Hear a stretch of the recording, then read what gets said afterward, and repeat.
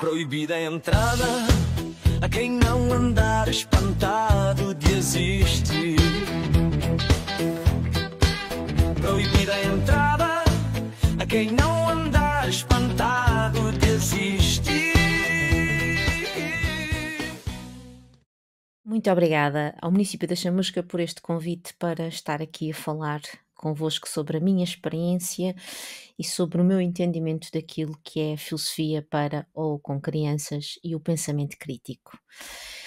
A primeira pergunta que me lançaram para responder, e este é um lugar onde eu não estou tantas vezes quanto gostaria, porque também gosto muito de responder a perguntas, mas normalmente convidam mais para fazer as perguntas. Mas neste caso o município da Chamusca pediu-me para eu começar com uma resposta a uma pergunta que é: quem sou eu? E eu sou a Joana Rita Souza. Eu em 2008 criei um projeto que se chama Filocriatividade, que já teve assim algumas imagens diferentes e que agora tem este aspecto, é assim que se apresenta ao mundo, como para dar um pouco a ideia de uma assembleia que se junta em diálogo, para dar também uma ideia das pequenas partes que constituem um todo maior, que é sempre o diálogo, que é aquilo que se constrói quando nos sentamos para parar, pensar, escutar, dialogar. E este projeto tem como, enfim, diria missão, talvez, digamos que duas áreas de atuação. São estas as áreas de atuação deste projeto. Por um lado, o desenvolvimento de oficinas de filosofia, oficinas de diálogo com crianças e jovens, desde os 3 anos até à idade adulta. E, por outro lado, a formação a pessoas que trabalham na área da educação, que estão nas escolas, mas também noutros contextos mais formais ou informais e que pretendem, de alguma maneira, implementar momentos de diálogo nas suas práticas diárias e convidar as crianças e os jovens com quem trabalham diariamente a esta escuta daquilo que o outro tem, do que a outra pessoa tem para dizer, e a partir daí desenvolvemos pensamento em conjunto. Eu licenciei-me em Filosofia, portanto fiz esse percurso académico já há alguns anos e quando estava a fazer a licenciatura não tinha conhecimento da filosofia para crianças, portanto não era algo do qual não se falava tanto como se fala agora. E só mais tarde, depois já de estar a trabalhar numa outra área, mas de continuar a estudar, foi sempre uma coisa que fiz, e de estar a estudar precisamente uma coisa que também não tem muito a ver com filosofia, que é a consultoria de empresas e a gestão de recursos humanos, percebi que existia um mundo chamado filosofia aplicada e que nesse mundo da filosofia aplicada nós tínhamos várias áreas de trabalho, uma delas a filosofia para crianças. Eu confesso que a minha primeira...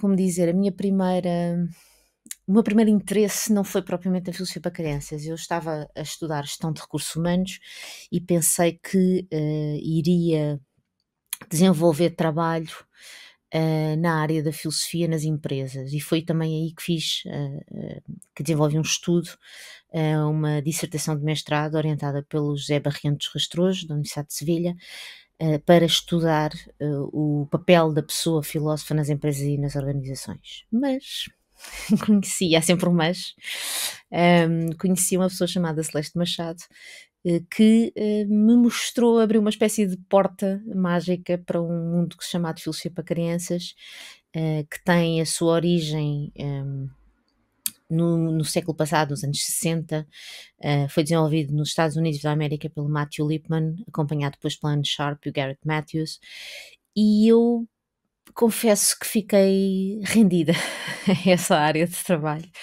e fiquei muito feliz por ter encontrado a Celeste Machado, que me deu este impulso, não é? Que me convidou a conhecer, e depois também me convidou a trabalhar com as crianças com quem ela já trabalhava também, e foi um bocadinho por aí que o meu percurso na filosofia para crianças se desenvolveu.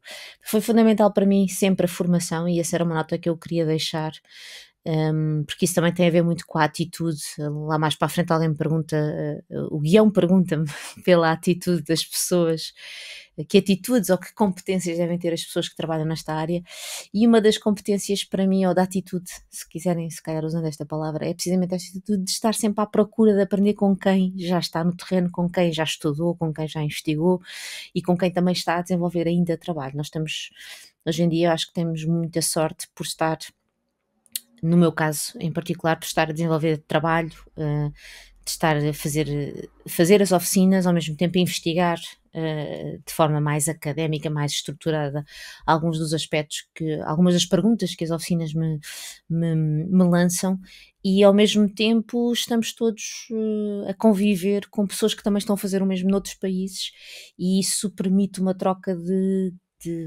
ideias, de possibilidades, de obstáculos e dificuldades, e eu julgo que essa é uma competência que eu pratico e que eu recomendo sempre, é que as pessoas não parem de fazer formação, porque isso permite-nos rever a nossa prática, isso permite-nos repensar a maneira como nós entendemos a infância, como nós entendemos o conhecimento, como nós nos relacionamos com a verdade, como nós nos relacionamos com a atitude e a postura da pessoa adulta em sala de aula. Depois da licenciatura feita e deste encontro com a Celeste Machado e desta dissertação de mestrado, eu acabei por, sempre desenvolvendo trabalho de campo, acabei por ingressar no mestrado na Universidade dos Açores de Filosofia para Crianças, e em outubro de 2019 defendi a primeira dissertação de mestrado nesta área em Portugal, o que me deixou muito contente, na companhia da Celeste Machado e da Gabriela Castro, que foram as minhas orientadoras de projeto, onde eu trabalhei precisamente a questão da pergunta e da criatividade e da imaginação. Isso explica um pouco o nome do meu projeto, em que eu associo a filosofia à criatividade, porque também no meu encontro foi um pouco simultâneo este encontro entre a filosofia para crianças e a questão da criatividade como proposta de trabalho. E foi fundamental para mim o encontro com os livros e com as propostas de Eduardo Bono e de Tony Buzan também, e então é daí esta aglutinação entre filosofia e criatividade que dá origem a este projeto que existe desde 2008 e que me tem feito palmilhar o país, mas também um pouco pelo mundo, presencialmente e também online. Tenho muito gosto em saber em poder partilhar convosco que já trabalhei com pessoas de outros lados do mundo, já fizemos parcerias muito enriquecedoras, porque realmente volto a sublinhar esta ideia de podermos escutar alguém que faz o mesmo noutro contexto, é sempre enriquecedor. E a Roménia, o Brasil, São Tomé e Príncipe, Cabo Verde, Moçambique, são locais por onde eu me orgulho de ter passado, uns presencialmente, outros por via online, para estabelecer parcerias com quem está e fazer oficinas. Uma vez, como eu e uma amiga e colega da Roménia, a Miela Frunza, decidimos cometer uma loucura, enfim, bastante razoável, que foi a de fazer uma oficina de filosofia para jovens sobre uma série que ambas gostamos muito, é verdade, o Stranger Things, e tínhamos pessoas de Portugal, pessoas da Roménia, e foi muito interessante este encontro de línguas, de pensar numa língua que é nossa, e depois ter alguém a traduzir e fazer este trabalho de construção de significado a partir de duas línguas distintas, mas que têm uma raiz comum, e foi de facto uma experiência muito, muito enriquecedora, e aí o online abriu-nos portas que de outra maneira não seria muito, muito difícil conseguir realizar estes momentos de pensamento colaborativo. O que é que eu posso destacar mais sobre quem sou eu? Ou tentando responder ao quem sou eu. Acima de tudo, sou uma pessoa que tenta arriscar respostas às perguntas, e daí que não consigo imaginar uma resposta que exista assim pendurada no mundo sem uma pergunta prévia. Portanto, às vezes a filosofia não é muito amiga de si mesma quando defende esta ideia, este foco absoluto no perguntar. Parece que a resposta é uma coisa que fica assim de lado, mas não, movimenta-nos muito. O que nos movimenta na pergunta é encontrar a resposta. Nem sempre encontramos a resposta que fecha o diálogo, muitas vezes encontramos várias respostas que abrem para diferentes diálogos e todas elas são bastante razoáveis, ou a grande maioria têm estão carregadinhas de razoabilidade. E o que temos é a oportunidade de procurar de ter aqui um impulso através da pergunta para procurar a resposta. Há respostas que servem melhor, outras servem pior, e o diálogo também nos permite fazer esse trabalho de avaliação, de averiguar qual é que é a resposta que serve melhor à pergunta que fizemos. Às vezes, para fazer esse trabalho de encontrar a resposta que serve melhor, temos que pensar muito sobre a pergunta e às vezes afiná-la, transformá-la, voltar a perguntá-la, voltar a pensar nela, reescrevê-la, repensá-la, e esse é um trabalho que qualquer pessoa pode fazer individualmente, sem dúvida, mas que é muito mais convidativo, muito mais prazeroso quando o fazemos com outras pessoas. E daí que parte daquilo que eu vou falar aqui se prenda também com a questão do diálogo e esteja ancorada nesta estrutura de diálogo. Quando me perguntam o que é filosofia para crianças, eu já adiantei um pouco da resposta, mas eu gosto de encaminhar para o trabalho da Celeste Machado, uma tese de doutoramento, aliás, à qual a Celeste dedica um capítulo inteiro, se não me falha aqui a memória, o capítulo 2, sobre a filosofia para crianças, e faz um apanhado histórico daquilo que foi o trabalho desde o início, desde a sua origem, por Matthew Lipman, acompanhado por Andy Sharp e o Garrett Matthews, como já afirmei, mas depois também um pouco do panorama do que foi esta contaminação deste movimento em outros países. Na minha dissertação de mestrado, eu acabo por fazer um apanhado também daquilo que é o estado da arte em Portugal, e para tal não vos vou amassar com detalhes históricos, mas recomendar, porque estes dois documentos estão disponíveis estão disponíveis para acesso online e podem ser lidos e descarregados por qualquer pessoa, e aí encontrarão, quem quiser saber com detalhe como é que isto aconteceu. A pergunta pode ser: como é que isto aconteceu? Tem nestes dois documentos. Eu cito muitas vezes a Celeste Machado, portanto, acabei por fazer aqui uma espécie de Dupont e Dupont, não é? De apresentar dois documentos que em alguns momentos se repetem, mas que se complementam.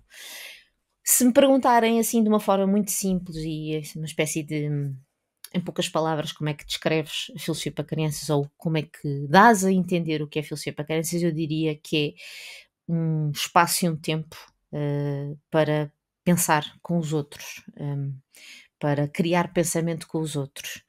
E isso implica, quanto a mim, uma série de atitudes, disponibilidades que tanta criança que está a ser convidada para fazer parte deste pensar junto, como uma pessoa adulta que estará a dinamizar e que é assim responsável pelo convite, não é?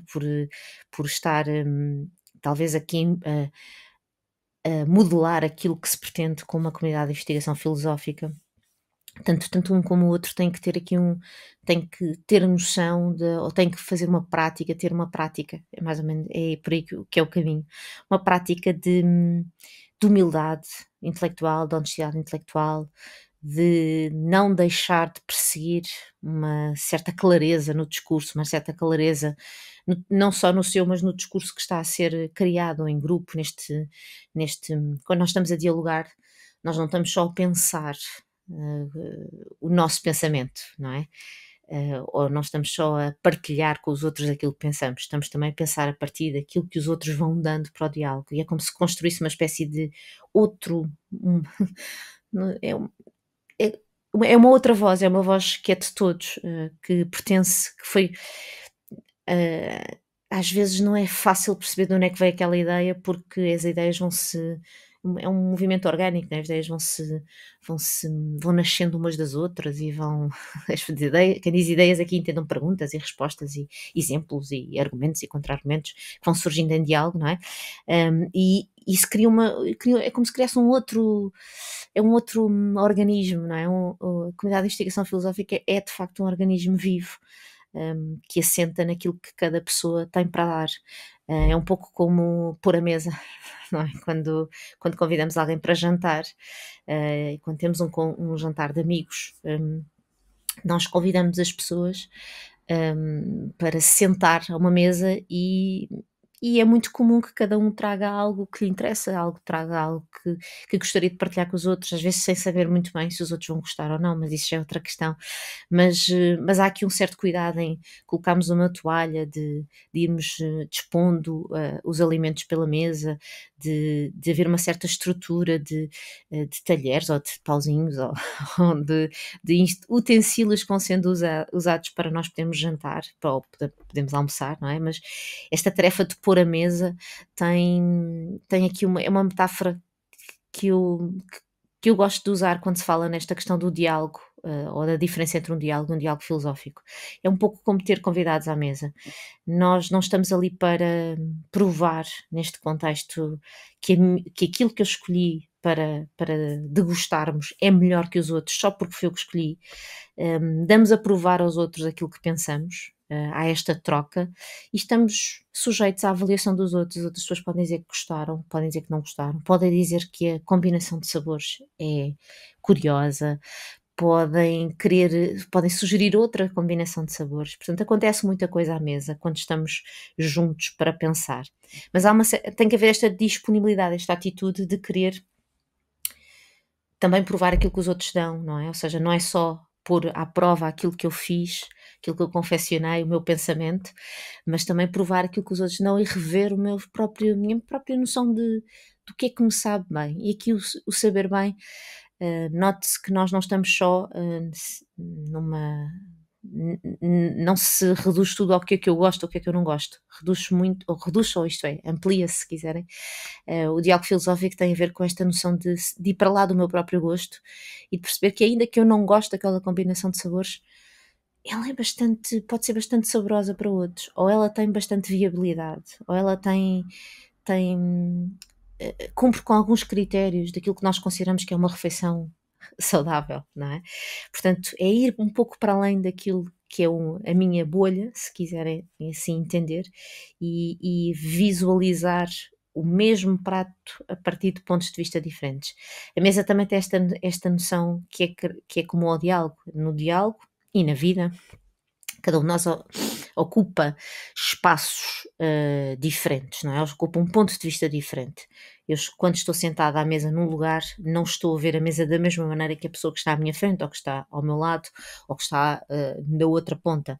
Portanto, é assumir que de facto o mesmo problema, isto agora assumindo aqui o diálogo, ou o mesmo prato pode ser visto, sentido, observado e no caso do problema pensado, trabalhado, esmiuçado, esclarecido a partir de pontos de vista diferentes e para isso é preciso uma humildade intelectual, grande honestidade, um compromisso com a verdade ou compromisso, usando as palavras do professor António de Castro Queiro, uma certa obsessão pela transparência, não por falarmos da maneira mais clara do mundo, atingir uma espécie de clareza única, mas tentar aproximar-nos disso, não é? Um diálogo é um espaço para criar alguma clareza sobre algo que ao princípio nos parece um pouco confuso. E também há uma ideia que eu julgo que se pode pensar, que se adequa a esta ideia da mesa e do diálogo, que é todos ganham alguma coisa, não é? Ninguém ganha, nós não nos juntamos à mesa ou não nos juntamos no diálogo para ver quem tem razão e dar uma espécie de medalha a que essa pessoa tem razão. Não, nós juntamos à mesa para pensar uns com os outros, porque todos vamos ganhar alguma coisa. Eu posso ver a minha ideia melhorada, posso perceber que a ideia que eu apresentei não tem grande sentido, porque ao pensar com os outros tenho uma grande necessidade de a rever. E há esta ideia do ganhar-ganhar. Qualquer pessoa que se senta à mesa para dialogar ganha alguma coisa, leva alguma coisa consigo. E para mim isso é é talvez aquilo que me faz distanciar de palavras como debate, que tem sempre uma associação entre duas ideias que se confrontam e depois alguém tem que ganhar no final. Há é logo essa atitude. E que me faz também distanciar um pouco da conversa, porque a conversa muitas vezes não tem uma grande estrutura, e não tem de ter, atenção, as conversas não têm de ter estrutura, mas pode ser um bocadinho mais leve e traz e uma coisa mais informal. Portanto, o diálogo tem aqui alguma é algo já um bocadinho mais robusto, em que se coloca, no início nós podemos não saber muito bem como é que colocamos a mesa, porque temos convidados que não conhecemos, mas vamos criando essa estrutura em conjunto, em comunidade, como é que queremos, nos sentar e o que é que queremos trazer para a mesa. Ora, falando aqui sobre as competências, que foi também uma das perguntas que me foi colocada, a questão da escuta é fundamental e há dias ouvia o Tiago Pereira, que tem um projeto que se chama Música Portuguesa a Gostar dela Própria, a falar sobre a escuta, não como rejeitando um pouco ou deixando de lado a ideia da escuta ativa, mas eu julgo que aquilo que ele disse até é mais próximo de uma escuta passiva, não no sentido passivo no sentido de não querer saber, mas passiva porque eu me abandono a mim própria e estou mesmo disponível para escutar o que a outra pessoa tem para dizer. E isso tem de acontecer também em sala de aula, onde muitas vezes a pessoa adulta tem esta aura de pessoa que sabe, de pessoa que vai trazer o conhecimento e depois vai avaliar se os alunos e as alunas já têm esse conhecimento. Muitas vezes a pessoa adulta numa sala de aula faz aquilo que eu chamo uma espécie de batota, não é? Porque muitas das perguntas que faz não são para procurar respostas, porque essa pessoa já tem as respostas, não é? É mais para verificar se se as pessoas que estão à sua frente já adquiriram um conhecimento, se já estão à vontade com determinado conteúdo. Portanto, tem que haver aqui, pegando um pouco nesta ideia do Tiago Pereira, tem que haver aqui, ou deve haver aqui um abandono daquilo que eu sei, eu estou mesmo a escutar aquilo que a outra pessoa tem para me dizer. Depois esta questão do perceber que a nossa avaliação, seja de qualquer pessoa, e daí que esta escuta passiva seja mesmo muito difícil, não é? Mas que a avaliação que fazemos daquilo que escutamos dos outros é uma avaliação sempre envolvida naquilo que são os meus enviesamentos, aquilo que é o meu olhar sobre o mundo, e cada vez mais nós temos que ter essa consciência, sabendo que não podemos muitas vezes evitar esses enviesamentos, porque eles constituem-nos e muitas vezes são, a par das heurísticas, que são atalhos para nós podermos navegar no mundo, são essenciais para nós podermos efetivamente navegar no mundo. Mas ter consciência quando estamos a fazer, a olhar para uma ideia que se calhar nós já temos um ponto de partida um bocadinho inclinado para um lado ou inclinado para o outro, e isso é importante de ser dito, faz parte também um pouco desta atitude da honestidade intelectual. Depois a questão do compromisso com a verdade, ou seja, nós não estamos aqui, não estamos num diálogo, a tentar impor a minha verdade, porque isso da minha verdade e da verdade do outro, no fundo não é isso que nós queremos dizer. Nós queremos dizer é que esta é a minha percepção da realidade e que a outra pessoa tem uma percepção da realidade diferente. E nós temos de ter algum cuidado, devemos ser pessoas cuidadosas com o uso da expressão verdade, ou o que é verdade, ou o que é a minha verdade, porque muitas vezes nós não só conseguimos aproximar-nos da verdade. E voltando à ideia dos pontos de vista na mesa, temos de ter a noção que o mesmo prato que está na mesa é visto de pontos de vista, é olhado de pontos de vista diferentes. E isso traz logo uma noção de que é difícil ter a visão panorâmica das coisas, ou seja, ter a visão de todos os pontos de vista. É difícil. Não quer dizer que não se consiga, e julgo que esse deve ser o convite. Mas temos de ter essa noção que muitas vezes, um pouco como a ciência vai avançando por hipótese e por investigação e por revisão, nós quando estamos a dialogar também estamos nesse movimento de avançar com uma hipótese, de ir investigar. Às vezes temos que abandonar, temos que a rever, e outras vezes, conforme vamos aprofundando o diálogo, revemos, afinamos, sempre neste objetivo de tentar procurar a resposta mais razoável que conseguimos naquele momento. E aqui a ideia muitas vezes temos que responder, a resposta mais honesta é dizer que não sei, ou assumir uma espécie de uma ignorância, um estar confortável de que há coisas que eu não sei, há coisas que eu se calhar nunca vou saber, há coisas que eu só vou saber se me disponibilizar a procurar, a investigar, a investir tempo e energia nessas coisas, não é?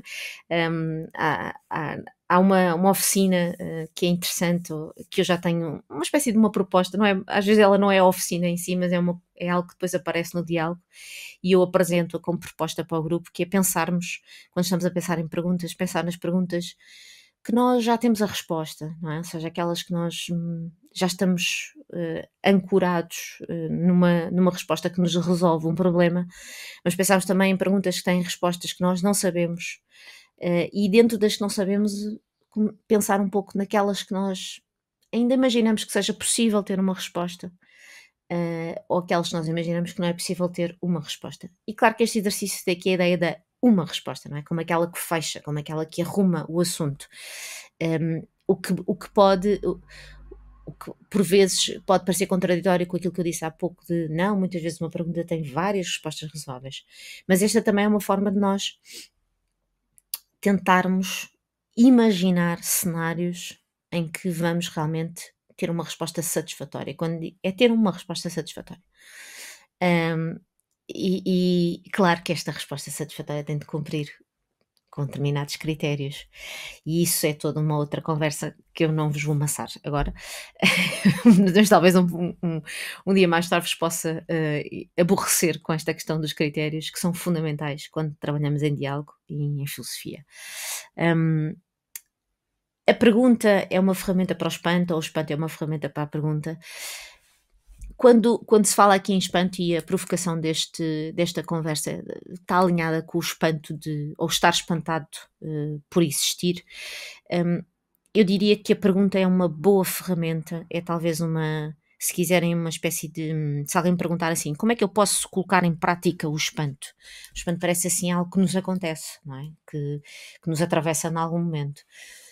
Eu entendo que o espanto pode ser praticado e defendo que a pergunta é uma prática de espanto. É aquilo que nós associamos muitas vezes às crianças, que é elas olharem para uma coisa e dizer assim, ok, está bem, isto é o quê?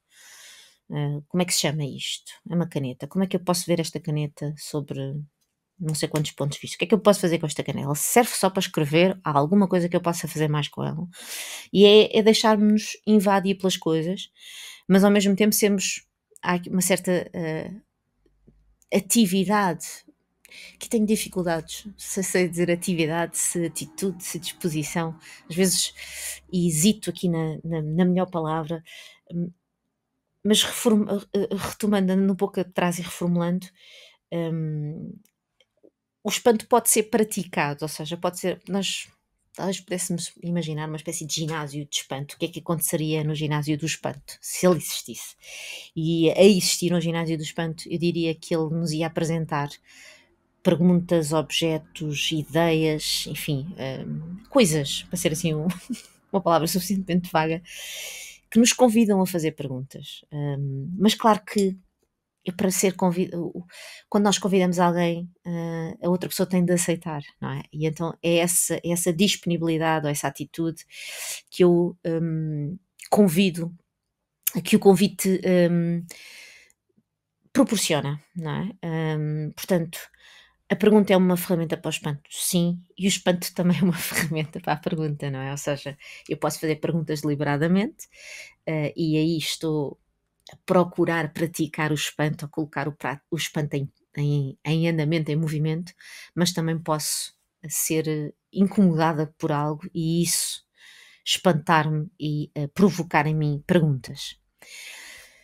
Quanto à provocação desta conversa, não é, de que é proibida a entrada a quem não andar espantado de existir, eu gostaria de convidar e de permitir a entrada a quem não anda espantado de existir, precisamente para que se deixe contaminar por este espanto. E esse é sempre o convite das oficinas de filosofia que eu dinamizo, ou das formações que faço, não é deixar de fora quem não está espantado de existir, até porque quem já está espantado por existir, à partida, é como se já estivesse, de certa maneira, eu não diria conquistado, mas que já está. São pessoas com quem já é mais fácil trabalhar. O grande desafio das oficinas de filosofia, das oficinas de diálogo e deste trabalho que eu tento implementar é precisamente tentar despertar esse espanto em quem, por algum motivo, não está espantado de existir. E promover aqueles momentos do nunca tinha pensado nisso, ou de dizer nunca tinha, ou nunca tinha pensado dessa maneira, nunca tinha pensado nessa pergunta, nunca tinha feito essa pergunta, nunca tinha escutado essa pergunta. Claro que este nunca é aqui muito absoluto e eu acredito sempre que as pessoas já tenham ouvido qualquer coisa assim. Talvez não estivessem sintonizadas para se deixarem espantar por isso que estão a ouvir naquele momento. Portanto, eu permito e convido todas as pessoas que não andam espantadas de existir para poderem fazer esta prática de espanto e para virem experimentar este momento de olhar para o mundo e perguntar porque é que as coisas são assim, não é? Que é uma atitude muito, nesse sentido, muito infantil, não é? De alguém que olha para o mundo e que vai tentar dar-lhe sentido, não é? Mas que olha sempre para o mundo como se fosse a primeira vez, que está a olhar para ele, que está a ser incomodada por ele, que está a ser espantada por ele, e esse espanto, esse impulso conduz, leva a que se faça uma pergunta. Aproveito para vos convidar a conhecer um livro que escrevi sobre pensamento crítico, que se chama Como Desenvolver Pensamento Crítico das Crianças, Parar, Pensar, Escutar e Dialogar. Está publicado no manuscrito e é um livro onde o convite é feito às pessoas adultas, às pessoas que trabalham com crianças e jovens, às pessoas que têm crianças e jovens à sua volta, tanto para pessoas que estão nas escolas, mas também para famílias. E quando eu digo aqui escolas, entendam também bibliotecas e outros contextos não tão formais quanto a escola. E este é o convite para quem está nesse contexto, ou nesses diversos contextos, para que possam de facto ajudar as crianças a desenvolver o pensamento crítico, o seu pensamento crítico, desenvolvendo o seu próprio. Portanto, a minha premissa é esta: a pessoa adulta que quer, que pretende lançar a mão a uma criança, dizer vamos lá pensar criticamente, tem mesmo que assumir este vamos como nós. E para isso deverá, quanto a mim, treinar o seu pensamento crítico e desenvolvê-lo em conjunto com a criança, porque uma das dificuldades do pensamento crítico é precisamente a da aplicação. Ou seja, por muito que nós possamos aprender técnicas e dominar conceitos que nos ajudam a entender o que é o pensamento crítico, a identificá-lo e a topá-lo quando ele está a acontecer, a verdade é que a sua aplicação é sempre nova, porque os problemas têm sempre um caráter de novidade quando nos aparecem. E pensar criticamente no cotidiano encerra alguma dificuldade por isso. Claro que, como tudo na vida, quanto mais nós treinamos, mais fácil se vai tornando. O que não quer dizer que, tal como acontece no treino, há um dia em que nós não estamos com tanta disponibilidade, ou o exercício que nos propõe é realmente de um grau de dificuldade que nós não conhecíamos ainda. Portanto, há aqui um caráter de novidade, mas ao mesmo tempo ou seja, deixa-me reformular, há aqui uma noção de que quando estamos a trabalhar pensamento crítico no dia a dia, há um certo improviso. Nós somos convidados a agir nesses moldes do improviso, porque as coisas são sempre novas, embora possamos reconhecer aqui alguns padrões e ir começando a criar um estilo de resposta que nós por tentativa e erro percebemos que é mais razoável. Portanto, há aqui um lado de improviso, mas há aqui um lado também de preparação, e isto tem a ver muito com o treino em si, não é? Ou seja, ou quando, usando aqui a imagem dos músicos de jazz, que treinam muito uns com os outros para se conhecerem, para saberem quando é que cada um quer entrar no fundo, quando é que dão espaço para um, quando é que tiram isto é, quando ocupam o espaço do outro.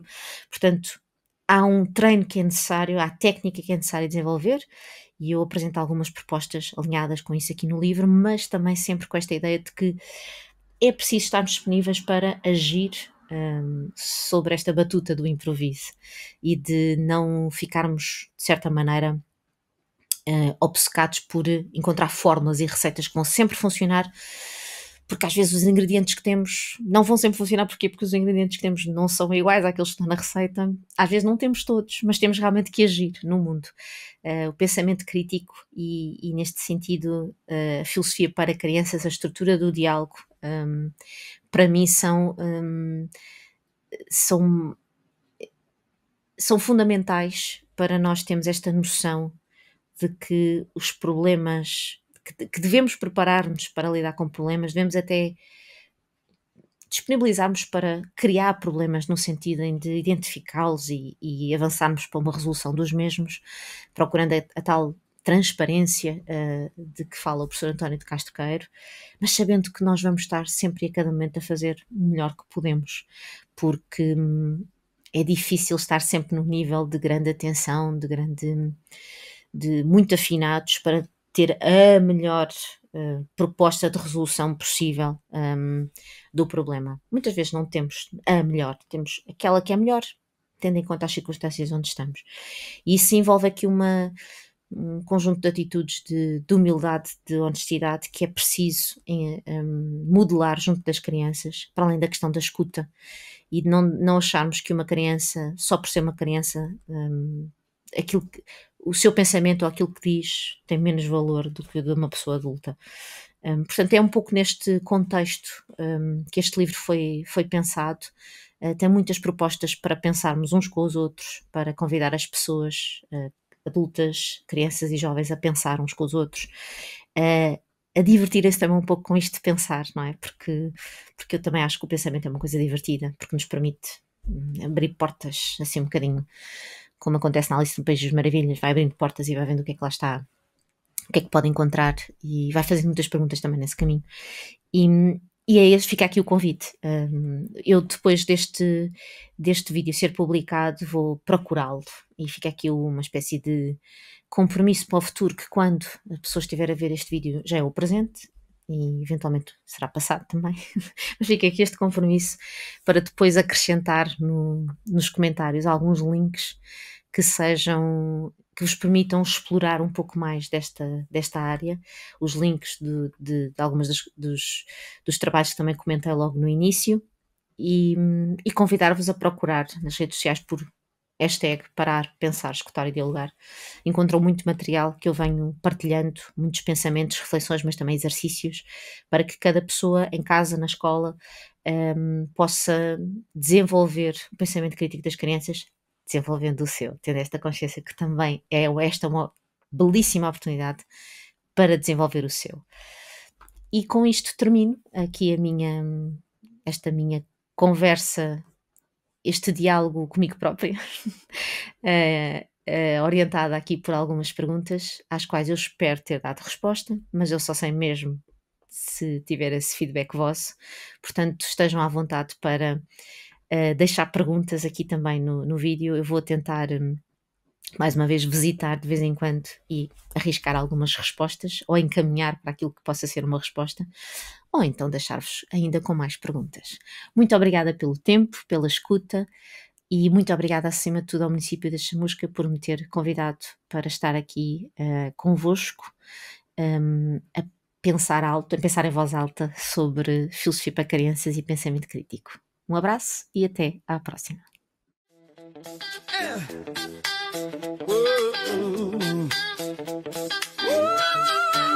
Proibida a entrada a quem não andar espantado de existir. Proibida a entrada a quem não andar espantado de existir.